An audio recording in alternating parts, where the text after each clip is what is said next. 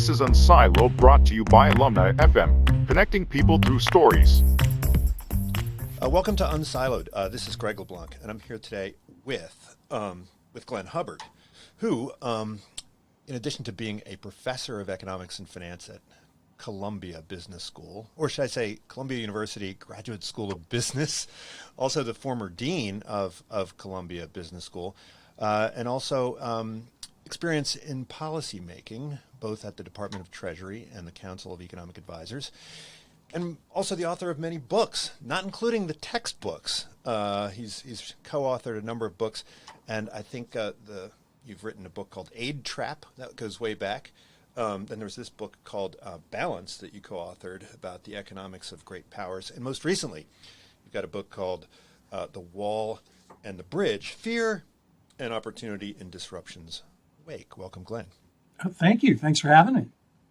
Now, when I think about the last two books, right, The Wall and the Bridge and Balance, the economics of great powers, I mean, I think that both of them express some degree of concern, some degree of worry about contemporary American political economy. And if the last book was one concerned primarily with political factionalism and how it led to fiscal imbalances, I think the current book is really more worried about the impact of disruption.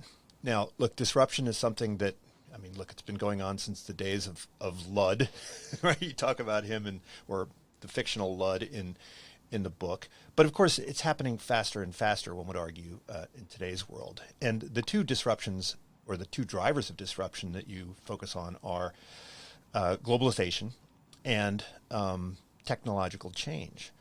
And both of these have winners and losers. And we as economists, we like to talk about, Pareto improving moves where everyone's better off, and then these, Caldor-Hicks moves where the pie might be bigger. And the winners could potentially, in theory, compensate the losers, but they don't. And it's in those situations where you're going to have a lot of opposition to things that could be wealth enhancing. So do you think that economists, I remember I think it was Arthur Okun who said, look, there's efficiency and there's equity, and let's just focus on the efficiency piece. Do you think economists just assume away the complications and the potential roadblocks that could arise as a result of, what happens to the losers when there's economic change? Well, I do think we've fallen a bit into that trap and have for some time. I think it's a great question. I think a lot of the neoliberal thrust in the economics profession is, as you just mentioned, let's maximize efficiency and assume public policy will do all the right things to smooth out the edges. But what happens when it doesn't? And the issue that I try to confront in the book is one that came up in many conversations I had with my colleague Ned Phelps, who's a Nobel laureate in economics and who's written very passionately about dynamism over time. Imagine in my hand I had a coin, and the head side of that coin is called growth. Now, who wouldn't be for that? Here's the problem. There's no modern theory of economic growth that doesn't entail a tail side of the coin, which is disruption. Every modern theory of growth has it. There's no such thing as growing a little bit each year smoothly and everybody's incrementally better off. That's not how economic growth happens. And we know that in the profession. Business people certainly know that. So here's the problem. If as a politician, you go around saying, I want to get rid of the disruption. You don't like technological change? It won't affect you. I'll make it go away. We'll have a robot tax. You don't like globalization? I'll make that go away. We won't have trade. We won't have immigration. You like 1955 better? I'll give you that back. Here's the problem. You'll get rid of growth at the same time. This is in essence what people like Deirdre McCloskey or Ned Phelps have been saying more subtly for years. What we've done as economists, I think, is take social support for the system as given, and that gives us this nice equity efficiency paradigm. But I don't think that's really accurate. I do, however, think optimistically there's a lot we could do to get that social support back, and that's what the book is really about. Right, and so you argue that these walls seem to attract more or at least attract substantial amount of political support. And the bridges are a little bit more difficult to generate support for. Yeah, I mean, think about the problem I just mentioned of the coin with two sides. There are only two ways to finesse that, walls and bridges. And what I mean by a wall is, it could be quite literally. We had a president recently who wanted to build a wall around the country. It could be literal, but more likely it's metaphorical. It's trying to make change harder to happen.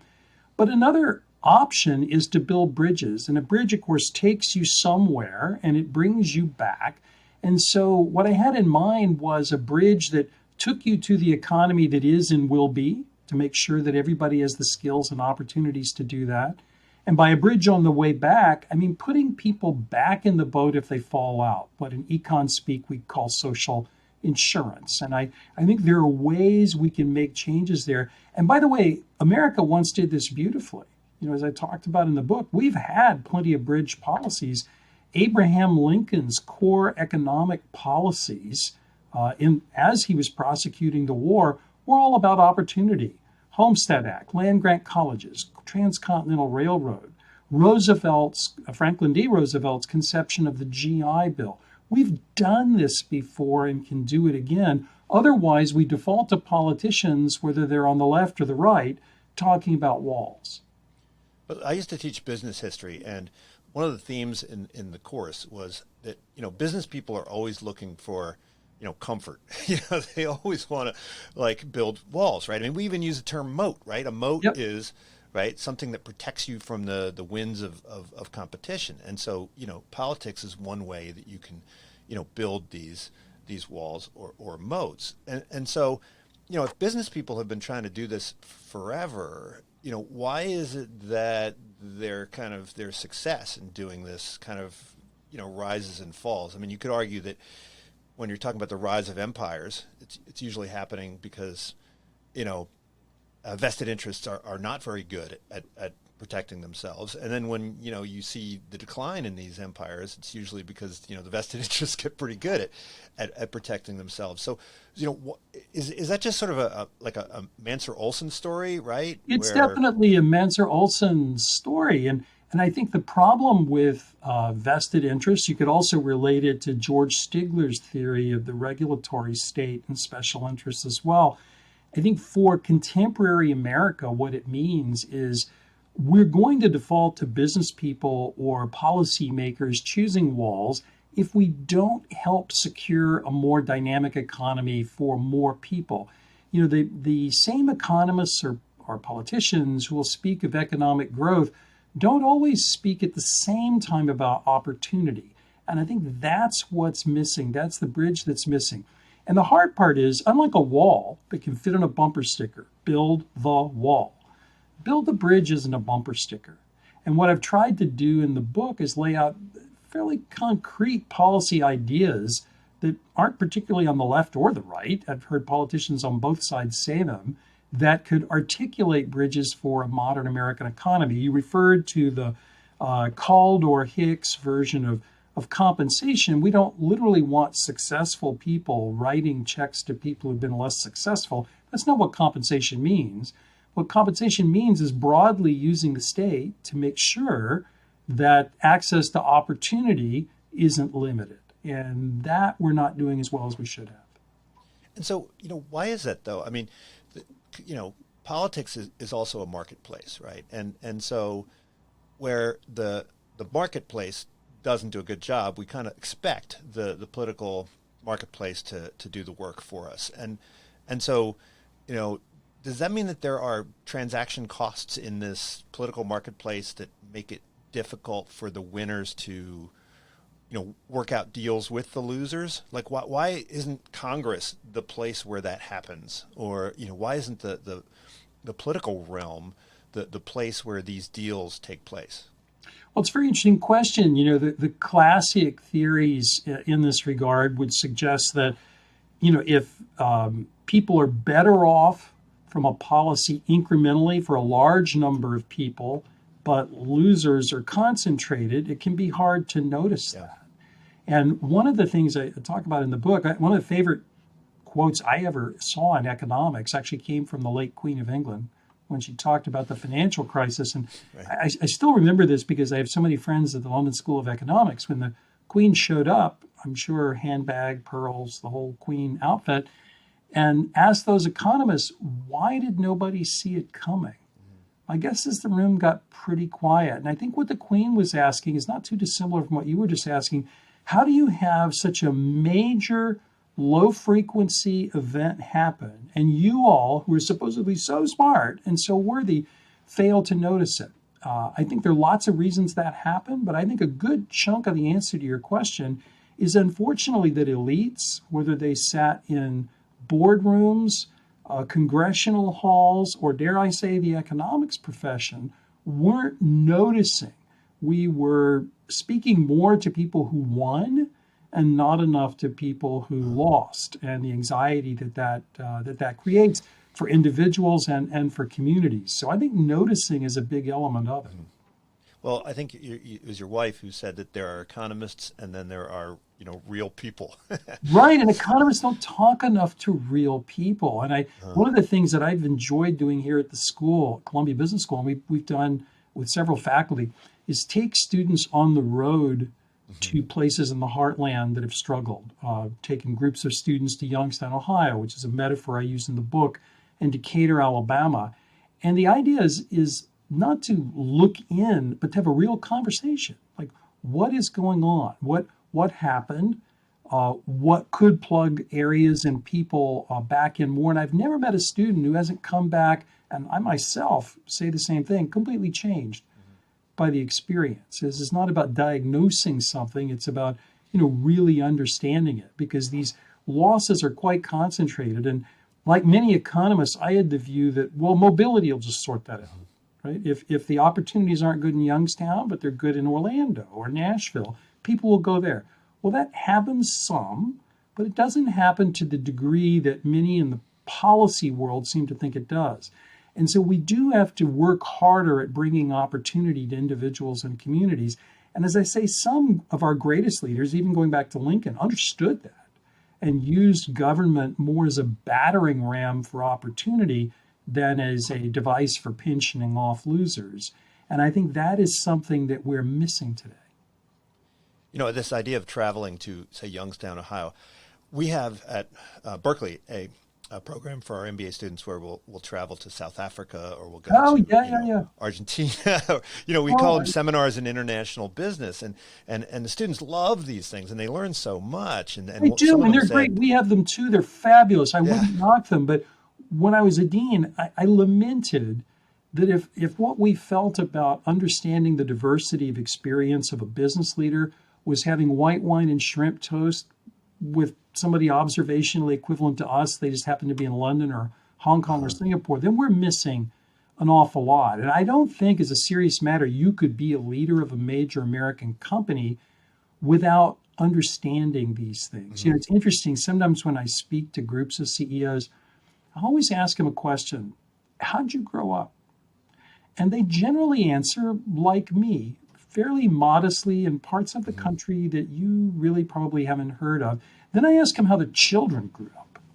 Completely different, in a bubble, not really seeing people. And this is a mistake we made, and one that can be fixed. Going back to the Queen's question, if we want to make sure that we're on top of this, we have to get out there. People as diverse in their backgrounds as Abraham Lincoln, who truly was from modest means, and Franklin Roosevelt, who clearly was not, still managed to notice. Our leaders need to notice too.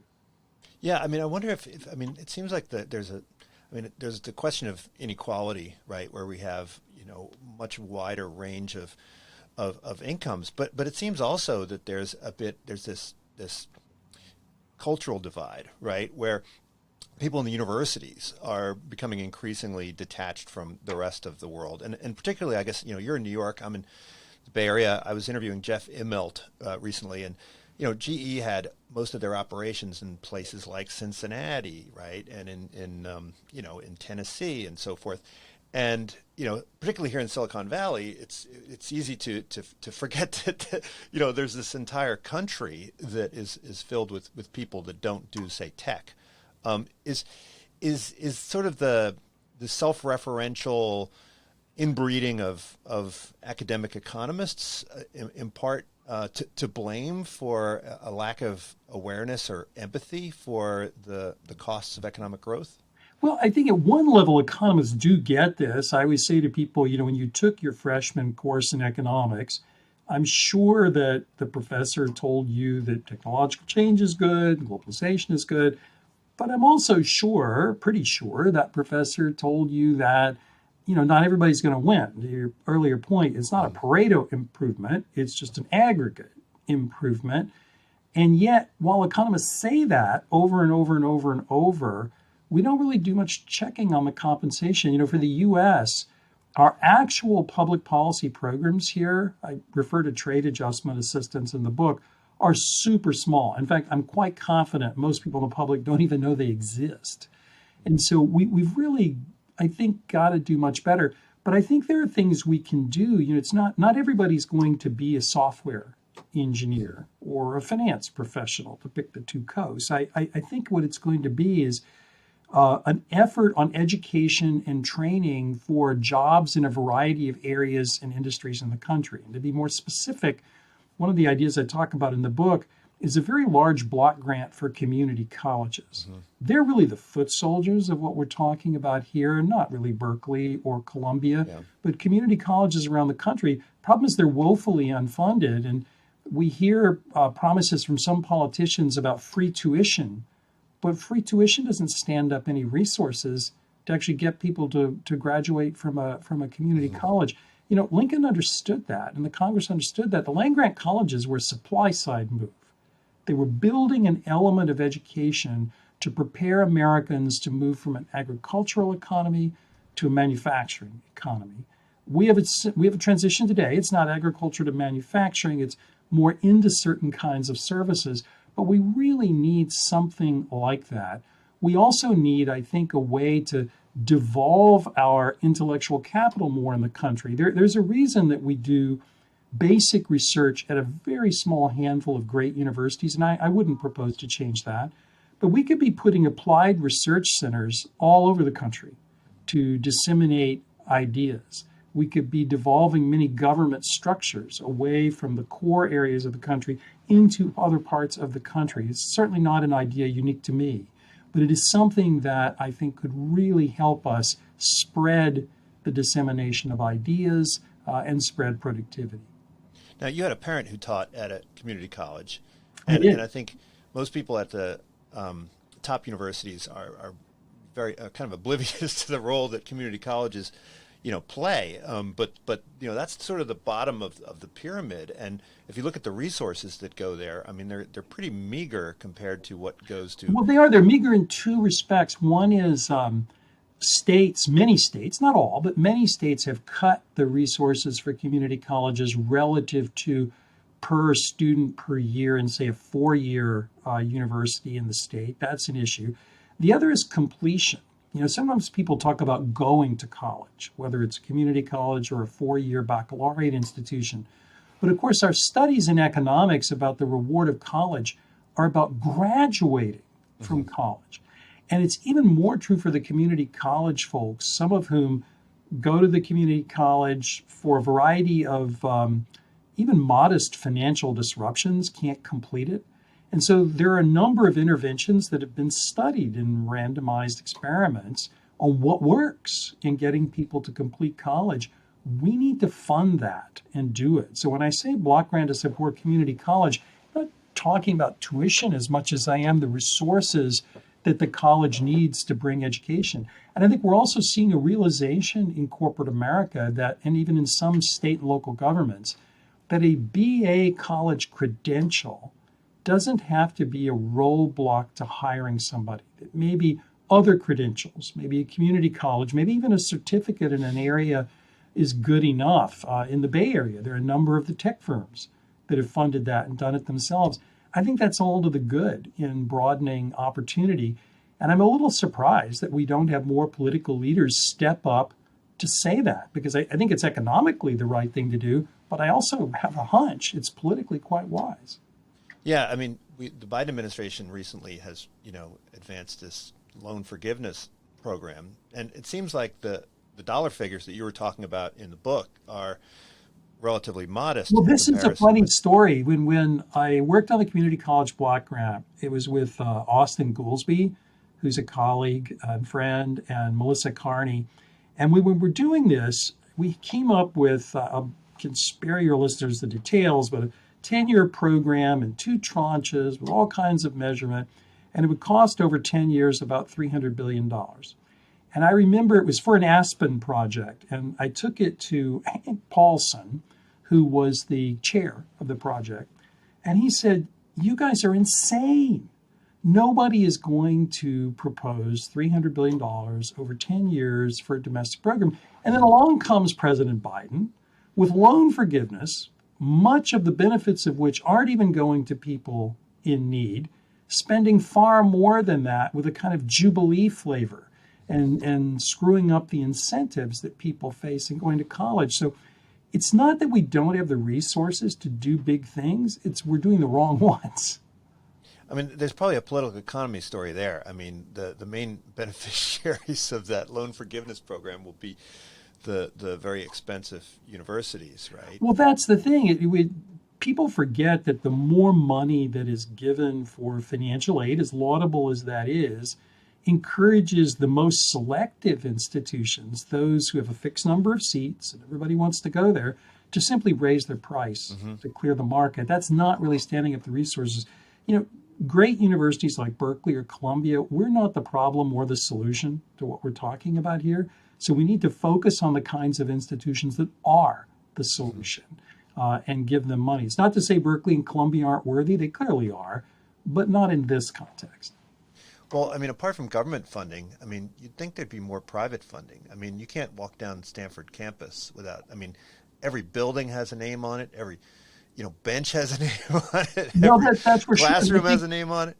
The private sector needs some galvanizing. So, for example, to give you a micro and a more macro story, at a very micro level, when I took a group of students to Decatur, Alabama, Nucor Steel had come to Alabama for reasons you might suspect, a regulatory climate and a tax climate that it preferred. It, however, found when it came, it didn't find workers with the skills that it needed. And so it had to partner with community colleges. I mean, I assume partly because they were all nice people, but partly also out of purely business reasons.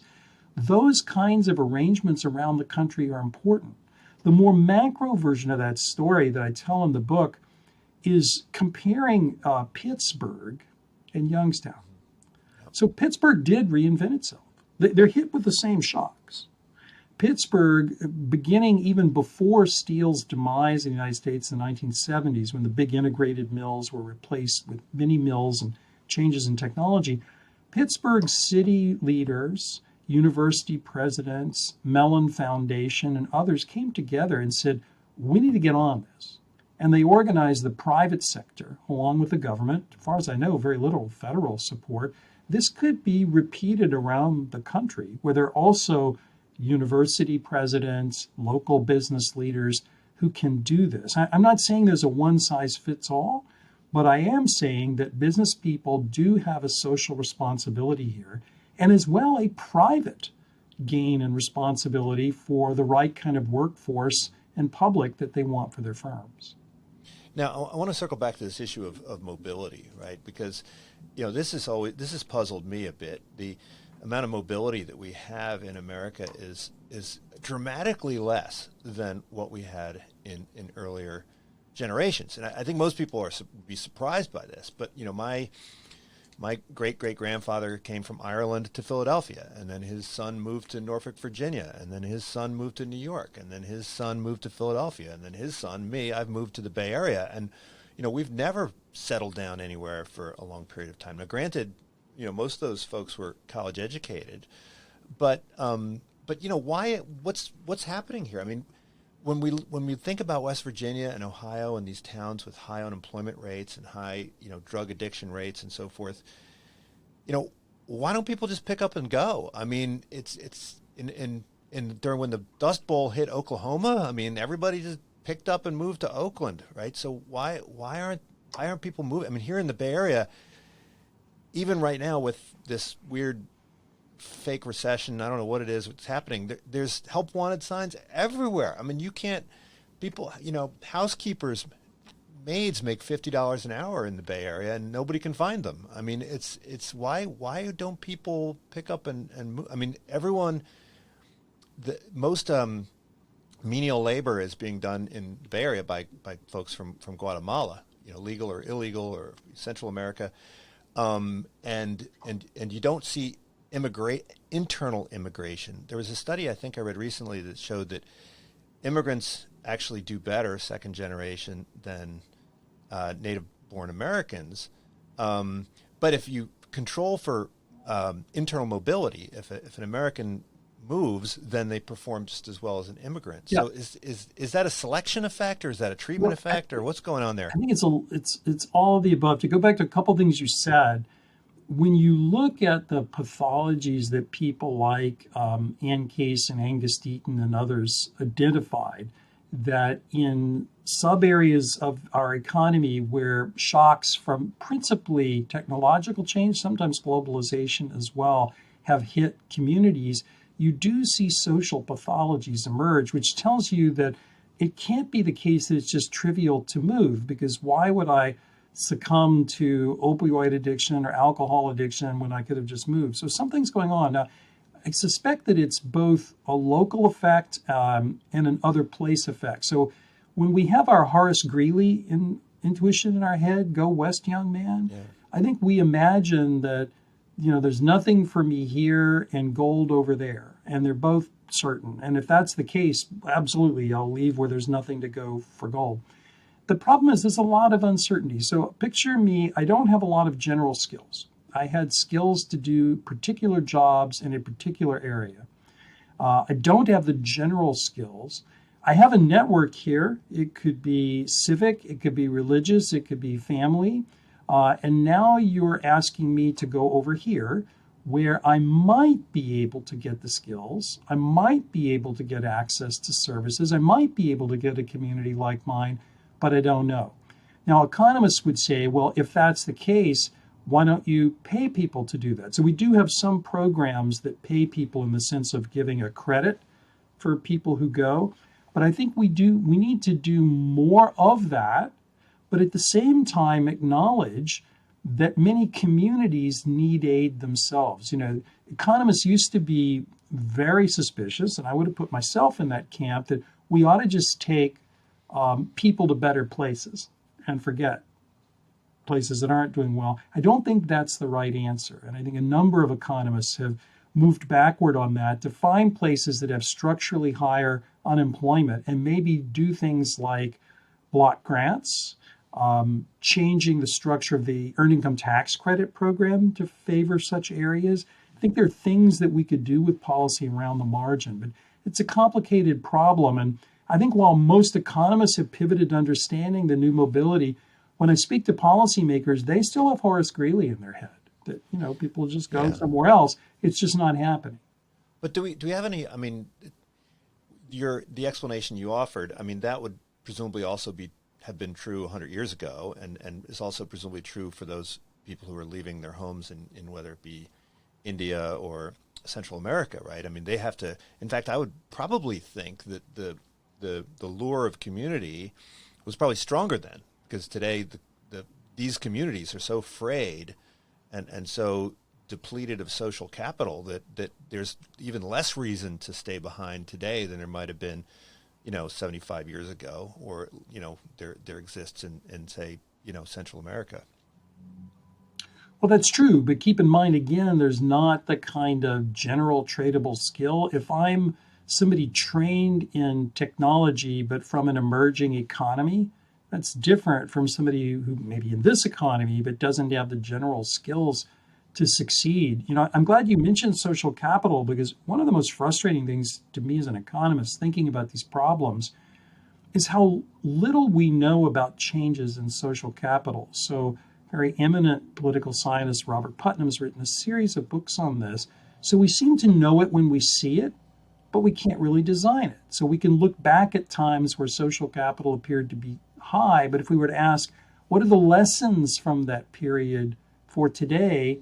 It's a little bit hard. As I read that or I read that work. So yes, social capital and rebuilding it would be great. I'm just not sure we have a quick way to do that. So, you've written about foreign aid before. Are there insights that we can take from the foreign aid literature that would help us to Yeah. prepare some of these communities? Yeah, in fact, that was part of the connection of my interest here. When I wrote The Aid Trap with a colleague named Bill Duggan, we had the view that foreign aid, at least practiced by the US and most European economies, was very top down and government directed. And the metaphor we used in the book, which is the part of the story I'll use to get to your question, was the Marshall Plan. And while the Marshall Plan is often viewed by the public and certainly by most politicians as being about government to government, that wasn't what it was. The Marshall Plan had made loans available to businesses in European economies who would repay their governments to get dollars. And the idea that if you go back and read Marshall's speech at Harvard was all about the productivity problem that he was trying to solve with it. So fast forward here, we need to think in a more decentralized way. So just as you can't imagine a one-size-fits-all foreign aid, the notion that President Biden or a Republican president could stand up and say, I have this one idea, and we're going to pour a lot of money in this one idea, and it's going to fix opportunity in America. It's not how it works any more than it would have for the Marshall Plan or foreign aid, which is why building bridges can seem hard, because I can't tell you there's one thing. If we only did that one thing, we'd be there. That's not how it works. But it is, I think, a metaphor for the value of decentralization, the value of the engagement of both the public and the private sectors. Those were emblematic of the success of the Marshall Plan and of the failure of much of contemporary foreign aid. Now, you said that economists focus a lot on GDP. Is there an alternative way to measure what we might think of as subjective well-being that you think makes sense? I mean, you also contrast the focus on consumers with producers. I was looking through an old issue of Look magazine from 1967, just happened to stumble across it, and it's all these ads for things like hammers and alarm clocks and adhesives and stuff like this. And I was looking at the prices and I was like, wow, these look similar to the prices that I get on Amazon right now. I mean, and this was 50 years ago. And so there's no denying the incredible, reduction in the cost of, growing up as a kid, if you had like a hammer, we would carry the hammer from place to place. And now if I have to spend more than an hour looking for it, I just order a new one on Amazon. Yeah. But people don't seem to feel wealthier than their parents or their grandparents. Well, I think it depends what you mean by wealthier. So we actually are wealthier. Most people are. If you look at everything from the way in which we live to the kinds of goods and services that we use, they would have been unimaginable. I grew up in Florida, and I'm much older than my students, but I'm not ancient. And we didn't have air conditioning, and that was in Florida.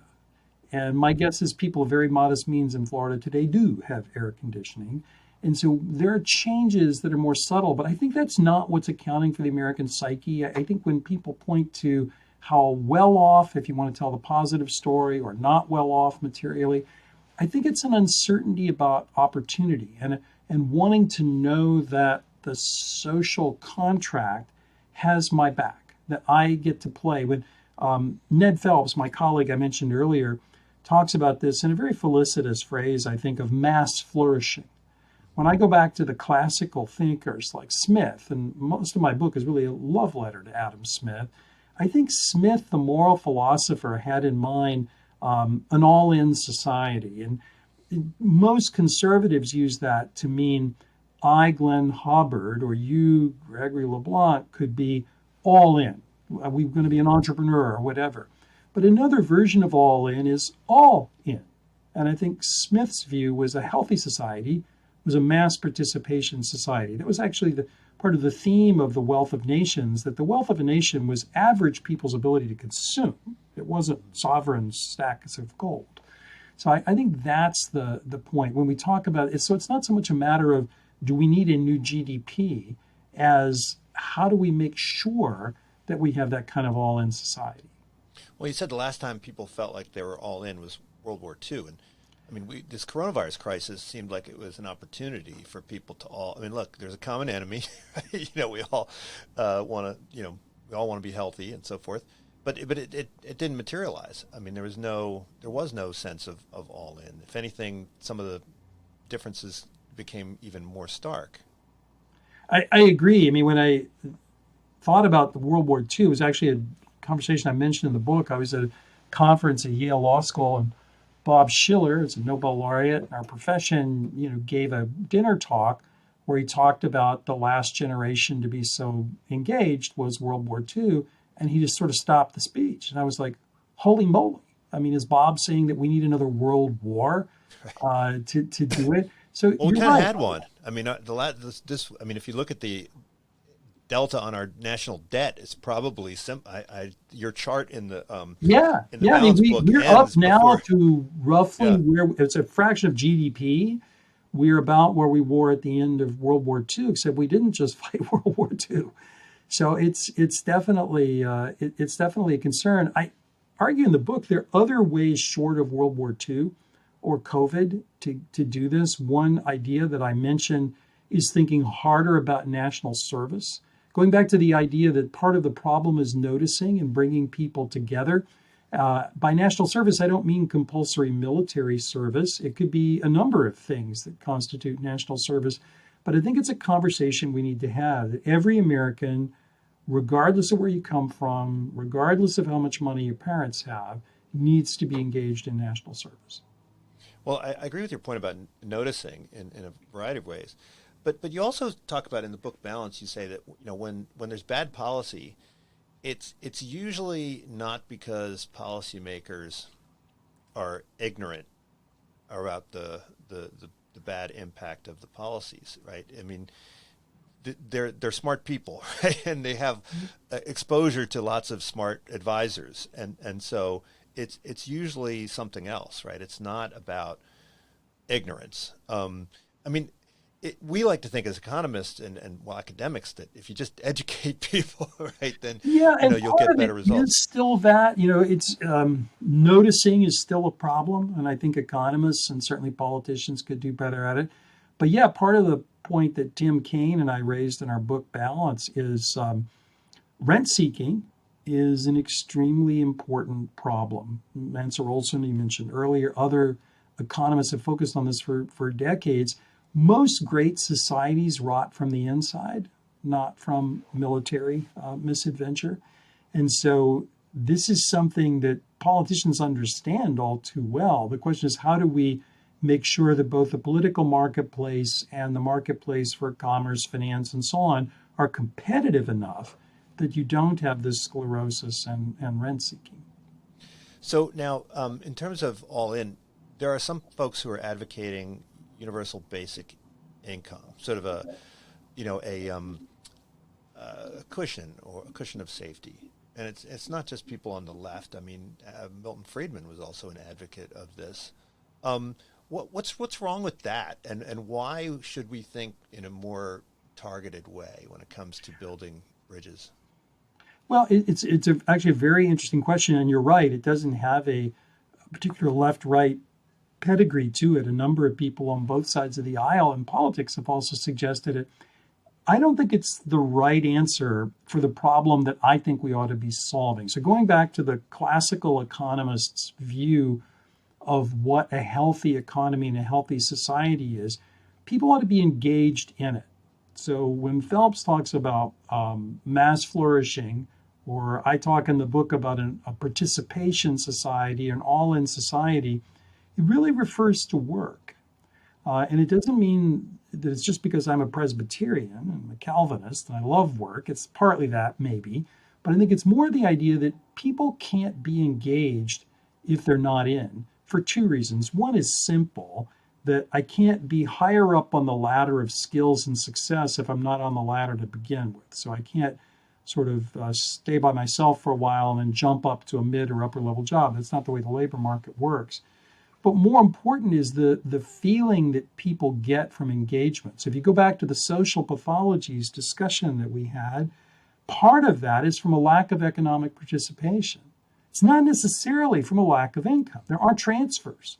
to people. So it's not that they're starving, it's that they're not participating. And I think the proponents of UBI, I've said this to more than one tech executive, you feel valued, you want to go to work, you want to participate. How can you look at somebody else and say, well, you just don't have any skills that are worth participating in the economy, so we're just going to give you basic income. If we're talking about a lack of dignity and participation, I think it's the wrong answer. So, with respect to Milton Friedman and others, they were seeing a solution to a different problem of just how do you more efficiently give out government benefit? That was really Friedman's idea for a negative income tax. But I don't think it's really the problem we're faced with today. I think the problem we're faced with today is this lack of participation, and I think it's the wrong answer to that question. Yeah, because in the book Wall and Bridge, you seem to advocate for more social insurance. Yeah. But in the book Balance, you say we have a proliferation of entitlements. So can we do smart social insurance? Yeah. And I think one of the interesting insights in the book is about how unemployment insurance was really designed to solve a different problem. Very different problem. Unemployment insurance in this country was designed in the 1930s, and its goal was temporary layoffs. So I work at a steel plant, and I get laid off in a business cycle downturn. I'm going to come right back to work when the economy comes back. It works well for that kind of economic fluctuation, but increasingly, many Americans are exposed to something else. The economy, macroeconomy, may come back, but my job, my industry, may not. And unemployment insurance just isn't the answer to that question. There are things that are the answer to that question, but they're not UI, and we need to think about it. And by the way, the costs of the kinds of social insurance reforms I mentioned in the book aren't trivial, pace my conversation with Hank Paulson, but nor are they anywhere near the size of the funds we're spending on older Americans through Social Security, through Medicare, and some aspects of the Medicaid program. So as a country, we have to ask ourselves about choices and opportunity. And in the book, everything I describe, I also describe ways we would pay for it. I think part of it can be through tax increases, which is part of the compensation metaphor. Particularly, I suggest a cash flow tax, so companies that have earned a lot in profits would pay. But I think we also have to reduce our social spending on the well-to-do. There's really no reason we should be operating such generous social insurance programs for well-to-do Americans. So at some point, we have to make those choices. Well, if we think about retraining, let's say, as a potential bridge, if this is too centralized, right? Policy, there are going to be people who think, here are the skills that we need. I remember I was involved in the founding of a education company that was all about teaching people to become software engineers. And the belief was that this is the factory job of the future. But, now we're seeing that, that's probably, there's a lot of software engineers, but a lot of that's going to be automated. And we probably need some construction people, right? Maybe construction, electrician, plumbing, healthcare. Personal care, right? Healthcare. So yeah, there are lots of those jobs. And whenever I hear, as I point out in the book, people make an argument that such and such is a good job, and we need Washington to protect those. I always say to people like that, when I talk to my students, many of the jobs they want didn't even exist when I was a student. And so the notion that some ossified bureaucracy defines good jobs as manufacturing or anything else, I don't think that makes any sense. So we need training that's more individualized. I describe a mechanism through so-called personal reemployment accounts to do that. But I don't think we have a one-size-fits-all, either a one-program-fits-all or a one-size-fits-all, thinking that every part of our economy has the same needs, because it doesn't. If you go to different regions of the country, you'll find different skill imbalances in the labor market. And there's a lot to be gained from talking to local business people and local university leaders. Now, what's the role of corporations? I know you dig deep into this in the book, but the example of George Eastman and the Kodak company, and they were basically, Rochester was like a company town, and if you have a company town, then there's no conflict between profit maximization and helping the community. But nowadays, right, we've got all these folks switching jobs every year, and so the investment in human capital formation, one would think, would be there'd be less incentive because the Yeah, employees are just going to get up and leave. these are problems we know how to address in economics. So a small answer and then a bigger answer to your great question. The small answer is, if you and I were each running a plant training workers, if I spend a lot training my workers, you could say, well, great that Glenn did that because I'll just hire them and Glenn ate the training cost, and I'd be doing that to you. But we know how to solve those problems in the same way R&D has spillovers, and we subsidize it, and we could do that. But I think an even bigger point to your question is many business people think that there's enormous and widespread support for business in the system. And so we can just tinker around the edges and ignore the social support. Remember, we started our conversation with the idea that it was a neoliberal conceit, if you were, that efficiency is the goal, because public policy just deals with all the rest. So let's just focus where it matters. And if the world really worked that way, that's a fine way to look at it. It just doesn't, for the reasons I've been talking about with you. So I do think business leaders have to step outside their comfort zone a little. I don't think social support is given. And I do think they have to think of themselves as somewheres, not anywheres. You know, if you imagine a group of people, and some of them could be anywhere. You know, I'm a business executive. I could be here. I could be in some other country. I could be any company. And many people are somewheres. They're rooted to a particular industry or a set of skills or a place where they live. We can't run the economy only for the anywheres. It has to be for the somewheres too. And I think that's a bit of what business people are missing. But wouldn't it also adjust on wage? I mean, if I'm offering you, I mean, as a recruitment strategy, if I'm offering you skill formation and, you know, enhancement of employment opportunities, then wouldn't that mean I can pay you less, right? You know, if I bundle that with your compensation package? It could well be. You know, there are excellent examples. Some of these, when I teach business and society in the MBA program, I'll use examples, for example, of Walmart's major investment in skill training. They realized that Amazon was cleaning their clock in some ways. They didn't have the employees they needed. And so they made massive investments. And I think they described it as, you know, but social responsibility. And I'm sure it's partly that, but partly it was, they just realized, hey, we need to do this. And I think more business people need to look at their employees, their associates as an integral part of what they do, and that training can be meaningful. And if there are these inefficiencies from spillovers, we could talk about public policy, but I'm not persuaded that business people are anywhere near the frontier at what they could be doing, putting aside public policy. Well, you know, given that mobility out of these towns, say in the Midwest and so forth, has gone down, this would presumably make them more attractive for this reason. Like if you go to a Youngstown and you train up all these people, I mean, they're presumably less likely to leave than they would have been in the past, right? No, exactly. But part of the concern is that many economic development authorities in parts of the country view their mission as bringing back the legacy industries, as opposed to saying, well, what could we be doing? So, for example, Youngstown sits between Cleveland and Pittsburgh. Could it be more of a business meeting hub? Could it have more care homes? I mean, I can think of lots of ideas that aren't bringing back steel to Youngstown. So I think a lot of it depends on, are you going to be more like Pittsburgh, where people were willing to start with a blank slate and say, what could we be? But the more politicians and local development authorities say, let's do what we can to bring the next steel plant, that's really not getting them out of the box.